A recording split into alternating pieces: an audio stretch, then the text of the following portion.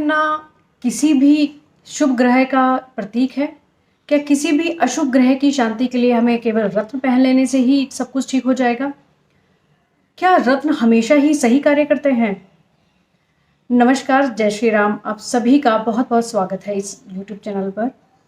सभी मेरे छोटों को शुभ आशीर्वाद और सभी मेरे बड़ों को कोटि कोटि नमन प्रणाम।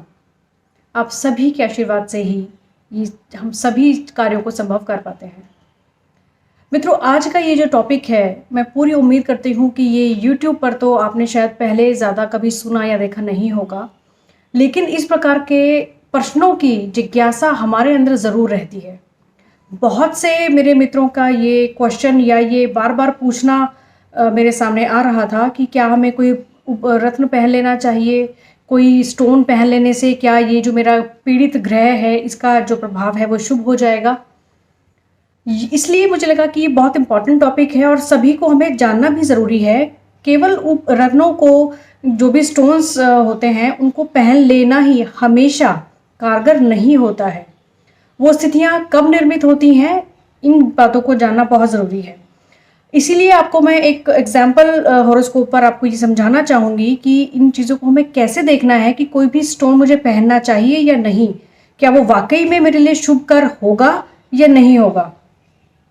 एक उदाहरण कुंडली के ऊपर मैं आपको ये बात समझाना चाहती हूँ, इसको समझिएगा। जैसे फॉर एग्जाम्पल यहाँ पर मैंने मेष लग्न की कुंडली ली है, जिसके स्वामी होंगे मंगल देव, जो कि मेरे लग्नेश हुए।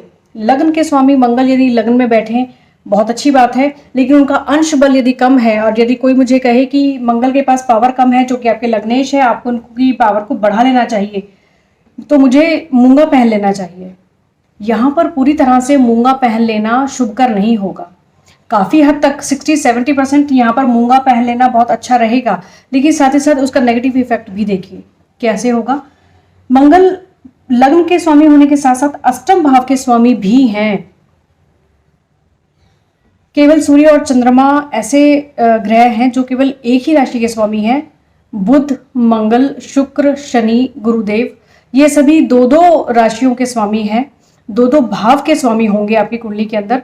तो ये हमें चेक कर लेना चाहिए कि दूसरा भाव कौन सा है।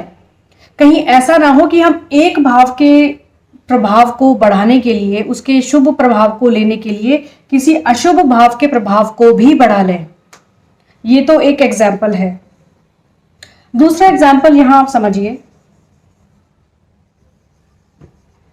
शनिदेव, यदि किसी की कुंडली में अष्टमेश और नवमेश, यानी कि अष्टम भाव के स्वामी और नवम भाव के स्वामी हों, जैसे कि ये 3 लग्न से, यानी कि 3 नंबर से यदि आपकी कुंडली शुरू होती है, मिथुन लग्न की कुंडली यदि किसी की भी है, तो उसके अष्टमेश और नवमेश होंगे शनिदेव। वो केंद्र में त्रिकोण में कहीं बैठे हैं तो ठीक है। यदि अष्टमेश की स्थिति को हमें पहले देख लेना होगा, नवमेश का प्रभाव लेने से पहले हमें अष्टमेश को देखना होगा कि अष्टम भाव का प्रभाव तो हम कहीं नहीं बढ़ा लेंगे। अष्टम भाव कोई बहुत अच्छा भाव नहीं कहलाता। कुछ चीज़ों के लिए ये अच्छा भाव है, लेकिन बहुत सी चीज़ों के लिए ये अच्छा प्रभाव नहीं देगा। यदि शनिदेव छठे भाव में बैठ जाए या यहीं पर बैठ जाए या द्वादश भाव में बैठ जाएं, तो ये विपरीत राजयोग बना देगा, वो एक अलग बात हो जाएगी। लेकिन क्या मुझे इनके प्रभाव को यहाँ पर बढ़ा लेना चाहिए, इस चीज को चेक करना बहुत जरूरी है। एक और एग्जाम्पल से मैं आपको इस बात को समझाना चाहूंगी। यहाँ पर मेष लग्न की कुंडली के अंदर ही देखिएगा, ये आपको ध्यान देने की बात है, ये आप खुद से भी अपनी कुंडली के अंदर देख सकते हैं। यदि मेष लग्न की कुंडली किसी की भी जातक की है, तो यहाँ पर तृतीयेश, यानी कि तीसरे भाव के स्वामी और छठे भाव के स्वामी होंगे बुध देव। यदि कोई मुझे ये कहे कि आपको पराक्रम, आपकी हिम्मत, आपके कार्य क्षमता को बढ़ाने के लिए आपको, क्योंकि बुध आपका ठीक नहीं बैठा है, अंश बल कम है, तो आपको पन्ना पहन लेना चाहिए, तो यहाँ पर वो तृतीयेश तो होते ही हैं, लेकिन षष्ठेश भी होते हैं। तीसरा और छठा भाव दोनों ही अपने आप में कोई बहुत अच्छे भाव नहीं है, इसलिए पन्ना यहाँ पर पहन लेना शुभकर नहीं होगा।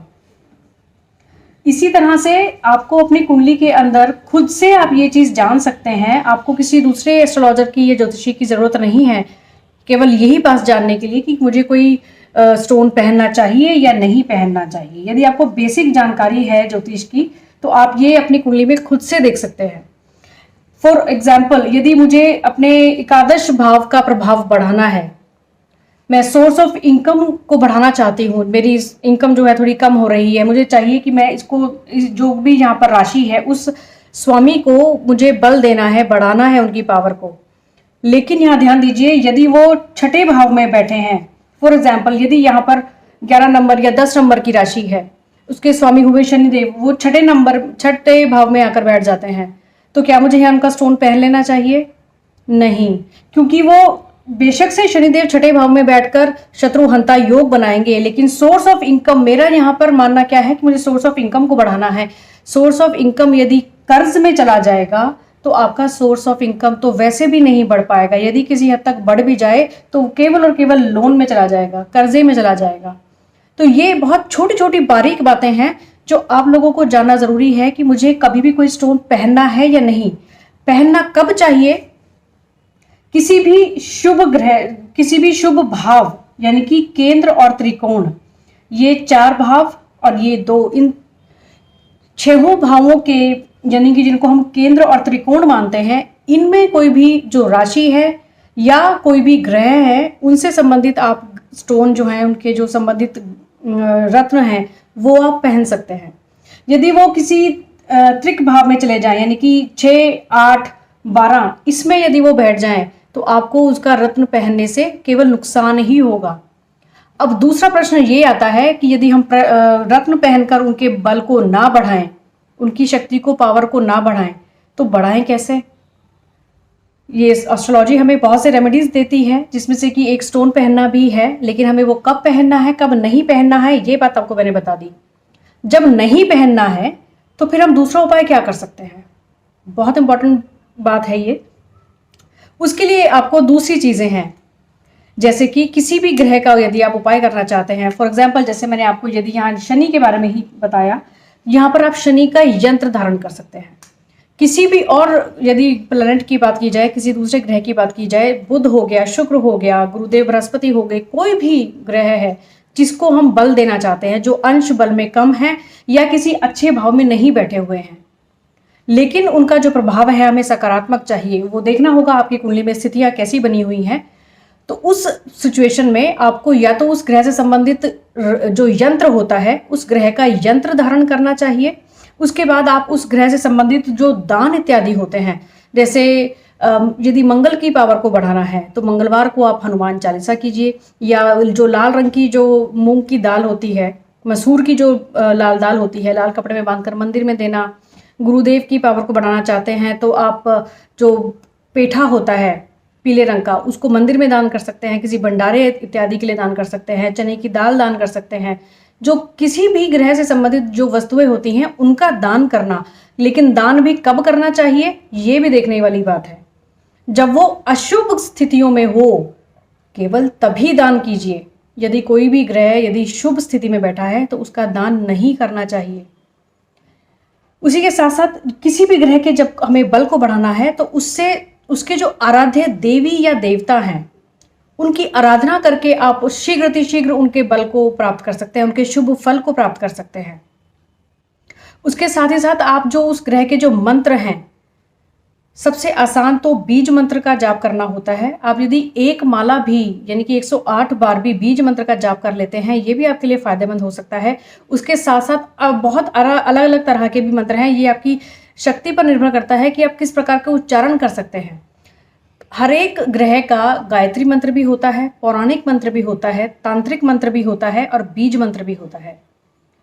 जिस प्रकार का समय आपके पास हो, जो जिस तरह का उच्चारण आप कर सकते हो, उस प्रकार के मंत्रों का जाप करके आप उनकी शक्ति को बढ़ा सकते हो, उनके अंश बल को आप बढ़ा सकते हैं, जिससे उनका शुभ प्रभाव है आप वो प्राप्त कर सकते हैं। इसके साथ ही साथ आपको मैं एक बहुत इंपॉर्टेंट बात और बता देती हूँ यहाँ पर। जो भी हमारे कर्म है वो बहुत प्रभावी होते हैं, उनका बहुत प्रभाव पड़ता है हमारे आने वाले जीवन पर और हमारे आने वाले जनरेशन पर। बहुत बार हमने ये बात को सुना होगा कि जो होता है बहुत अच्छा होता है, यहाँ पर ये बात इस प्रकार से लागू करनी चाहिए हम सभी को कि जब मेरी मंशा अच्छी है, मैंने अपने हिसाब से एक अच्छा कार्य किया है, उसका फल बेशक हो सकता है वो टाइमिंग मुझे अच्छा नहीं नज़र आ रहा, लेकिन ईश्वर पर भरोसा हमेशा रखना चाहिए। जो होता है वाकई में बहुत अच्छा होता है। हमें नहीं पता कि अगले आने वाले कुछ मिनटों में, कुछ घंटों में, कुछ दिनों में क्या होने वाला है, लेकिन उस ईश्वर को सब पता है। केवल उन्हीं के साथ ज़रूर अच्छा होता है जो अच्छी मंशा रखते हैं, अच्छे कर्म करते हैं। अच्छे कर्म करना अपने आप में एक बहुत बड़ा उपाय है। उम्मीद करूंगी कि ये जानकारी आपके लिए बहुत लाभप्रद रहेगी। किसी भी कह देने पर, किसी के कह देने पर या अपने ही मन से कभी भी किसी भी स्टोन को आप धारण मत कर लीजिए। इन सिचुएशंस को देखिए कि आपकी कुंडली के अंदर किस प्रकार की स्थितियां बनी हुई हैं। कोई भी ग्रह यदि वीक है, कमज़ोर है, उसका अंश को बढ़ाने के लिए आपको और अलग अलग विकल्प भी हैं जिनको अपनाकर आप उसके लाभ बल को बढ़ा सकते हैं, उसका लाभ प्राप्त कर सकते हैं। ऐसी ही जानकारी के साथ आपके सामने फिर उपस्थित होंगी। बने रहिए इस चैनल पर। नमस्कार। क्या रत्न पहनना किसी भी शुभ ग्रह का प्रतीक है? क्या किसी भी अशुभ ग्रह की शांति के लिए हमें केवल रत्न पहन लेने से ही सब कुछ ठीक हो जाएगा? क्या रत्न हमेशा ही सही कार्य करते हैं? नमस्कार, जय श्री राम। आप सभी का बहुत बहुत स्वागत है इस YouTube चैनल पर। सभी मेरे छोटों को शुभ आशीर्वाद और सभी मेरे बड़ों को कोटि कोटि नमन प्रणाम। आप सभी के आशीर्वाद से ही हम सभी कार्यों को संभव कर पाते हैं। मित्रों, आज का ये जो टॉपिक है, मैं पूरी उम्मीद करती हूँ कि ये YouTube पर तो आपने शायद पहले ज़्यादा कभी सुना या देखा नहीं होगा, लेकिन इस प्रकार के प्रश्नों की जिज्ञासा हमारे अंदर ज़रूर रहती है। बहुत से मेरे मित्रों का ये क्वेश्चन या ये बार बार पूछना मेरे सामने आ रहा था कि क्या हमें कोई रत्न पहन लेना चाहिए, कोई स्टोन पहन लेने से क्या ये जो मेरा पीड़ित ग्रह है इसका जो प्रभाव है वो शुभ हो जाएगा। इसलिए मुझे लगा कि ये बहुत इंपॉर्टेंट टॉपिक है और सभी को हमें जानना भी ज़रूरी है। केवल रत्नों को, जो भी स्टोन्स होते हैं, उनको पहन लेना ही हमेशा कारगर नहीं होता है। वो स्थितियाँ कब निर्मित होती हैं, इन बातों को जानना बहुत ज़रूरी है। इसीलिए आपको मैं एक एग्जाम्पल हॉरोस्कोप पर आपको ये समझाना चाहूँगी कि इन चीज़ों को हमें कैसे देखना है कि कोई भी स्टोन मुझे पहनना चाहिए या नहीं। क्या वो वाकई में मेरे लिए शुभकर होगा या नहीं होगा। एक उदाहरण कुंडली के ऊपर मैं आपको ये बात समझाना चाहती हूँ, इसको समझिएगा। जैसे फॉर एग्जाम्पल यहाँ पर मैंने मेष लग्न की कुंडली ली है, जिसके स्वामी होंगे मंगल देव, जो कि मेरे लग्नेश हुए। लग्न के स्वामी मंगल यदि लग्न में बैठे बहुत अच्छी बात है, लेकिन उनका अंश बल यदि कम है और यदि कोई मुझे कहे कि मंगल के पास पावर कम है, जो कि आपके लग्नेश है, आपको उनकी पावर को बढ़ा लेना चाहिए, तो मुझे मूंगा पहन लेना चाहिए। यहाँ पर पूरी तरह से मूंगा पहन लेना शुभकर नहीं होगा। काफ़ी हद तक 60-70% यहाँ पर मूंगा पहन लेना बहुत अच्छा रहेगा, लेकिन साथ ही साथ उसका नेगेटिव इफेक्ट भी देखिए कैसे होगा। मंगल लग्न के स्वामी होने के साथ साथ अष्टम भाव के स्वामी भी हैं। केवल सूर्य और चंद्रमा ऐसे ग्रह हैं जो केवल एक ही राशि के स्वामी हैं। बुध, मंगल, शुक्र, शनि, गुरुदेव, ये सभी दो दो राशियों के स्वामी हैं, दो दो भाव के स्वामी होंगे आपकी कुंडली के अंदर। तो ये हमें चेक कर लेना चाहिए कि दूसरा भाव कौन सा है। कहीं ऐसा ना हो कि हम एक भाव के प्रभाव को बढ़ाने के लिए, उसके शुभ प्रभाव को लेने के लिए किसी अशुभ भाव के प्रभाव को भी बढ़ा लें। ये तो एक एग्जाम्पल है। दूसरा एग्जाम्पल यहाँ आप समझिए। शनिदेव यदि किसी की कुंडली में अष्टमेश और नवमेश, यानी कि अष्टम भाव के स्वामी और नवम भाव के स्वामी हों, जैसे कि ये 3 लग्न से, यानी कि 3 नंबर से यदि आपकी कुंडली शुरू होती है, मिथुन लग्न की कुंडली यदि किसी की भी है, तो उसके अष्टमेश और नवमेश होंगे शनिदेव। वो केंद्र में त्रिकोण में कहीं बैठे हैं तो ठीक है। यदि अष्टमेश की स्थिति को हमें पहले देख लेना होगा, नवमेश का प्रभाव लेने से पहले हमें अष्टमेश को देखना होगा कि अष्टम भाव का प्रभाव तो हम कहीं नहीं बढ़ा लेंगे। अष्टम भाव कोई बहुत अच्छा भाव नहीं कहलाता, कुछ ही चीज़ों के लिए ये अच्छा भाव है, लेकिन बहुत सी चीज़ों के लिए ये अच्छा प्रभाव नहीं देगा। यदि शनिदेव छठे भाव में बैठ जाए या यहीं पर बैठ जाएं या द्वादश भाव में बैठ जाएं तो ये विपरीत राजयोग बना देगा, वो एक अलग बात हो जाएगी। लेकिन क्या मुझे इनके प्रभाव को यहाँ पर बढ़ा लेना चाहिए? इस चीज़ को चेक करना बहुत ज़रूरी है। एक और एग्जाम्पल से मैं आपको इस बात को समझाना चाहूँगी। यहाँ पर मेष लग्न की कुंडली के अंदर ही देखिएगा, ये आपको ध्यान देने की बात है, ये आप खुद से भी अपनी कुंडली के अंदर देख सकते हैं।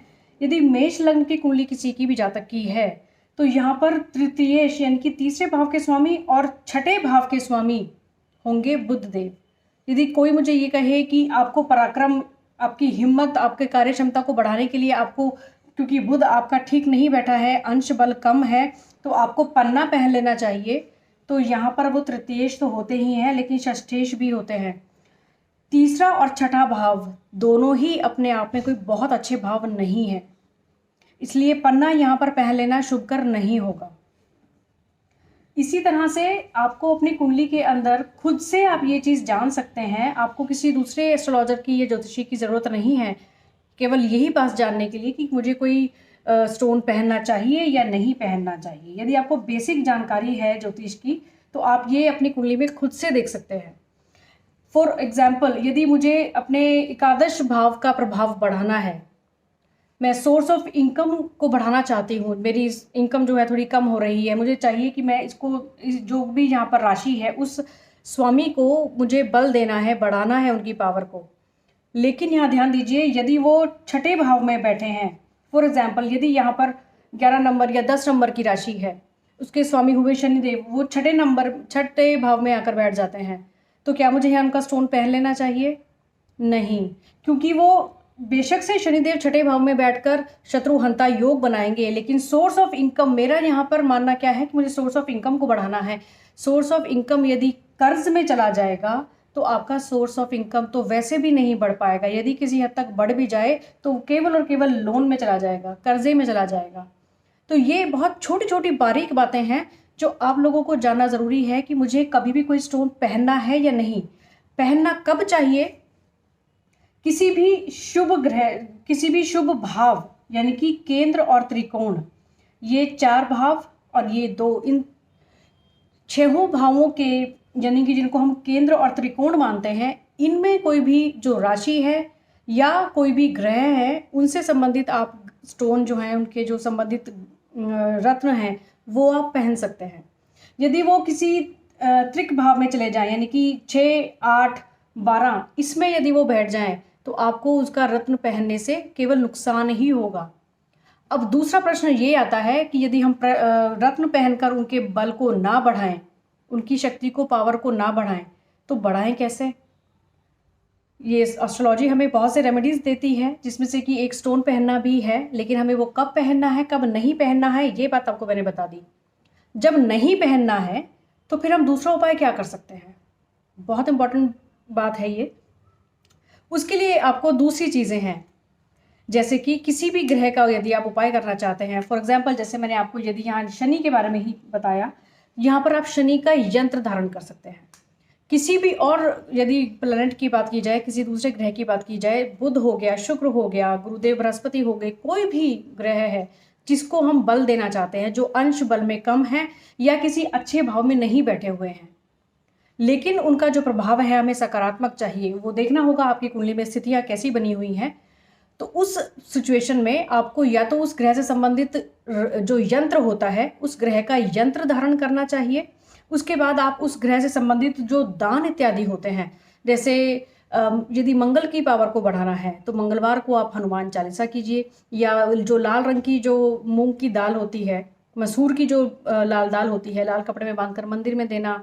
गुरुदेव की पावर को बढ़ाना चाहते हैं तो आप जो पेठा होता है पीले रंग का, उसको मंदिर में दान कर सकते हैं, किसी भंडारे इत्यादि के लिए दान कर सकते हैं, चने की दाल दान कर सकते हैं।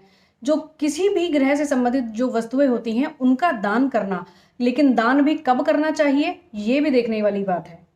जब वो अशुभ स्थितियों में हो, केवल तभी दान कीजिए, यदि कोई भी ग्रह यदि शुभ स्थिति में बैठा है तो उसका दान नहीं करना चाहिए।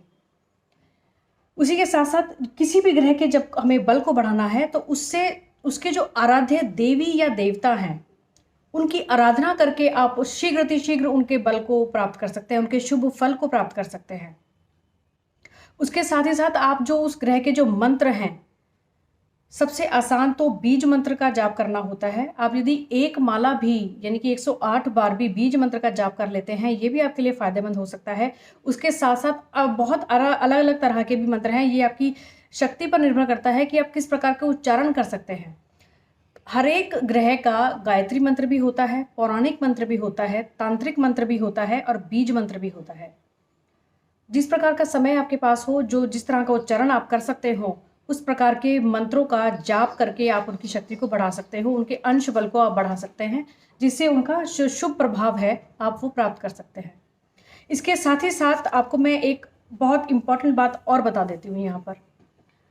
जो भी हमारे कर्म है वो बहुत प्रभावी होते हैं, उनका बहुत प्रभाव पड़ता है हमारे आने वाले जीवन पर और हमारे आने वाले जनरेशन पर। बहुत बार हमने ये बात को सुना होगा कि जो होता है बहुत अच्छा होता है। यहाँ पर ये बात इस प्रकार से लागू करनी चाहिए हम सभी को कि जब मेरी मंशा अच्छी है, मैंने अपने हिसाब से एक अच्छा कार्य किया है, उसका फल बेशक हो सकता है फॉर टाइमिंग मुझे अच्छा नहीं नज़र आ रहा, लेकिन ईश्वर पर भरोसा हमेशा रखना चाहिए। जो होता है वाकई में बहुत अच्छा होता है। हमें नहीं पता कि अगले आने वाले कुछ मिनटों में, कुछ घंटों में, कुछ दिनों में क्या होने वाला है, लेकिन उस ईश्वर को सब पता है। केवल उन्हीं के साथ ज़रूर अच्छा होता है जो अच्छी मंशा रखते हैं, अच्छे कर्म करते हैं। अच्छे कर्म करना अपने आप में एक बहुत बड़ा उपाय है। उम्मीद करूंगी कि ये जानकारी आपके लिए बहुत लाभप्रद रहेगी। किसी भी कह देने पर, किसी के कह देने पर या अपने ही मन से कभी भी किसी भी स्टोन को आप धारण मत कर लीजिए। इन सिचुएशंस को देखिए कि आपकी कुंडली के अंदर किस प्रकार की स्थितियां बनी हुई हैं। कोई भी ग्रह यदि वीक है, कमज़ोर है, उसका अंश को बढ़ाने के लिए आपको और अलग अलग विकल्प भी हैं जिनको अपनाकर आप उसके लाभ बल को बढ़ा सकते हैं, उसका लाभ प्राप्त कर सकते हैं। ऐसी ही जानकारी के साथ आपके सामने फिर उपस्थित होंगी। बने रहिए इस चैनल पर। नमस्कार।